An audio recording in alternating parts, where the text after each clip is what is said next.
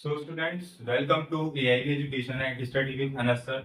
Today I will be starting class 12 Business Study chapter number 1 Nature and Significance of Management. So आज की class के अंदर हम इसका दूसरा पार्ट स्टार्ट करेंगे यानी 1.2 नेचर ऑफ मैनेजमेंट। तो आज की क्लास काफी छोटी रहने वाली है क्योंकि इसके अंदर सिर्फ यही सब चीजें बता रखी है कि मैनेजमेंट एक आर्ट है या फिर साइंस है या फिर प्रोफेशन है। तो इनके बारे में थोड़ी चर्चा करेंगे। कोई लंबे छोटे टॉपिक ये है नहीं, छोटे छोटे टॉपिक हैं। तो पहले हम पढ़ते हैं मैनेजमेंट एज। तो इसका मतलब ये है कि यस, मैनेजमेंट एक आर्ट है। वो क्यों? देखो, हर एक चीज बनने के लिए स्किलफुल होना जरूरी है। फॉर एग्जाम्पल, मैं कोई काम कर रहा हूँ, मुझे उस काम के बारे में कुछ पता ही नहीं है, मुझे ये भी नहीं पता कि वो करते कैसे हैं। तो इस तरीके से जब तक हमें उस चीज की नॉलेज नहीं होगी तो मैं अपना गोल अचीव नहीं कर पाऊंगा, ना ही डिजायर रिजल्ट पा पाऊंगा। तो इसीलिए एक मैनेजमेंट को रन करने के लिए by an art we mean skillful and personal application of existing knowledge to achieve the desire result. यानी कि जब मेरे पास एग्जिस्टिंग नॉलेज होगी एंड देन तभी मैं उसको क्या कर पाऊंगा, अपने डिजायर रिजल्ट को अचीव कर पाऊंगा and then more to more goods goal achieve कर पाऊंगा। तो इसीलिए मैनेजमेंट क्या रहती है, बहुत ही इंपॉर्टेंट रहती है आर्ट के सेक्शन के अंदर। तो मैनेजमेंट का आर्ट भी है। दूसरे बढ़ते हैं मैनेजमेंट एज अ साइंस। कि मैनेजमेंट क्या साइंस है? साइंस तो काफी अलग चीज होती है, अभी तक हम सब समझते हुआ है कि साइंस के अंदर फिजिक्स केमिस्ट्री बायोलॉजी। तो साइंस का क्या मतलब रहा मैनेजमेंट के? देखिए, साइंस का ये मतलब है कि science is refer to the systematized body of knowledge that explain certain general truth the operation of the general laws.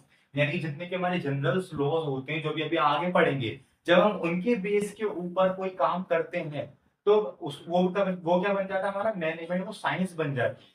For example, कोई जनरल लॉ ले लेते हैं हम, जैसे कि जनरल गाइडलाइन हुआ, और भी कई सारे लॉज हैं जो हम पढ़ेंगे अभी आगे।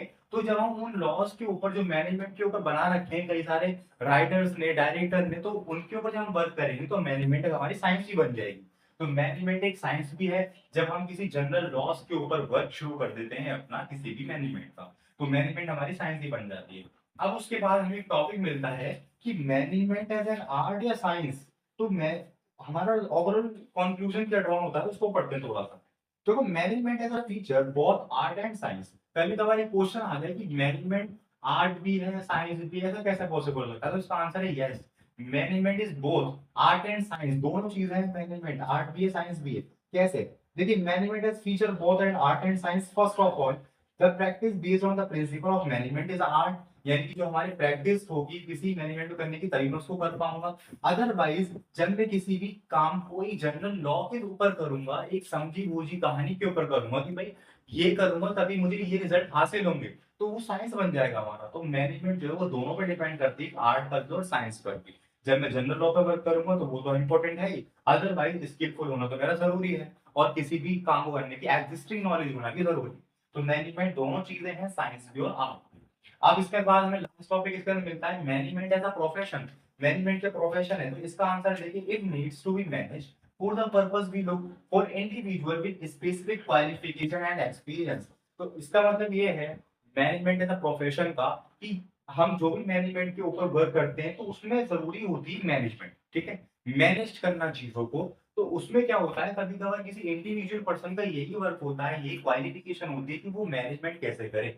लाइक कंपनीज के अंदर मैनेजर्स होते हैं, मैनेजमेंट करते हैं सारे स्टाफ्स की। तो उसमें क्या होता है, वो उनका प्रोफेशन है, वो उनका कार्य है। तो इसी तरीके से मैनेजमेंट एक प्रोफेशन भी बन जाती है जब कोई स्पेसिफिक क्वालिफिकेशन का कोई इंडिविजुअल पर्सन उसको रन करने लगता है, इसको करने लगता है काम को, तो मैनेजमेंट हमारी प्रोफेशन ही बन जाती है। तो ये इसके बारे में काफी बुक के अंदर ब्रीफ ब्रीफ लिखा हुआ है, मैंने कुछ इंपॉर्टेंट टॉपिक्स निकाले और यहाँ पे लिखे। ठीक है, आई होप आपके क्लियर हुए होंगे management, profession, science and art के अंदर डिफरेंसेस। तो स्टूडेंट्स, आई होप आपकी आज की वीडियो को समझ में आई होगी। काफी छोटी वीडियो थी आज की हमारी। नेक्स्ट क्लास की वीडियो से हम अपने आगे का सेक्शन स्टार्ट करेंगे। अगर आपको फिर भी कोई डाउट हो किसी भी पार्ट के अंदर या कोई चीज समझ में ना आई हो तो आप मुझे कमेंट सेक्शन में जरूर बताएं। अदरवाइज जो मैं यहाँ पढ़ा रहा हूँ आप उसको घर पे अपनी लैंग्वेज में 2-3 बार लिखने की जरूर कोशिश करें, क्योंकि बिजनेस स्टडी या फिर अकाउंटेंसी को छोड़कर किसी भी सब्जेक्ट में ले लीजिए, अगर जिसमें थ्योरी आ रही है तो उसके अंदर जब तक आप लिखने की कोशिश नहीं करो, जब तक पॉसिबल नहीं होगा कि आप उसको अच्छे से तरीके से कर पाओ। तो इसीलिए जो मैं यहाँ पढ़ा रहा हूँ, एक बार आप उसको देखो, समझो, बुक पढ़ो और फिर उसको अपनी लैंग्वेज में लिखने की कोशिश करो।